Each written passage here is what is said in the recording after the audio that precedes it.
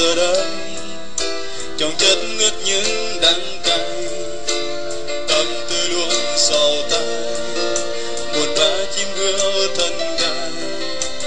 Nay con quay về đây lại Chúa cất khói áo lòng, mong trên trán ngài đeo quên cuộc đời nơi bên Cha. Lòng vẫn biết Cha yêu thương mãi bên con, Chúa yêu con vô bờ. Vòng tay Chúa mong con từng nhớ những con người yêu đuối trong con, ngàn chờ tình nhiều đến Cha. Lòng vẫn biết Cha yêu thương mãi bên con, Chúa yêu con vô cùng, và ơn Chúa theo con tận cùng. Những con người yêu đuối trong con, ngàn chờ đón đến với Cha. Cha ơi, giờ đây lòng con vỡ tan, xin ân ái tha thứ cho mỗi muôn tội lỗi của con Chúa ơi.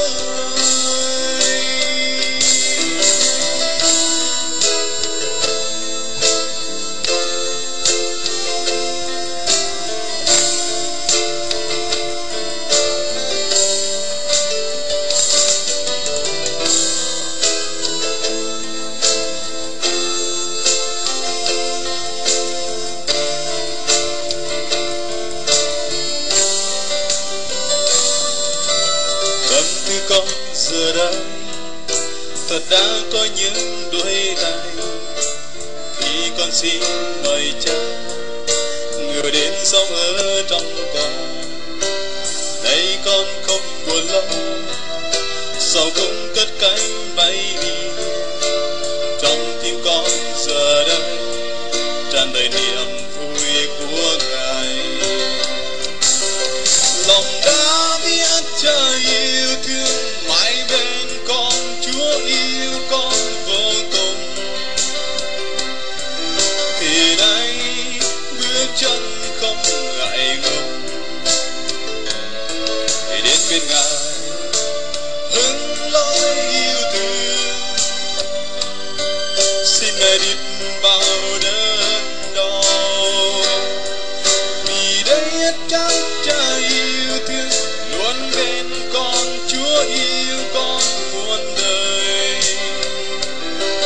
Lòng con sẽ không bao giờ rời ơn của Ngài với những linh ân cùng mọi lời khuyên của Ngài. Giêsu tình yêu niềm tin của con, nguồn hy vọng nguồn phước ân cho mọi người trong chúng ta nếu tin. Nguồn phước ân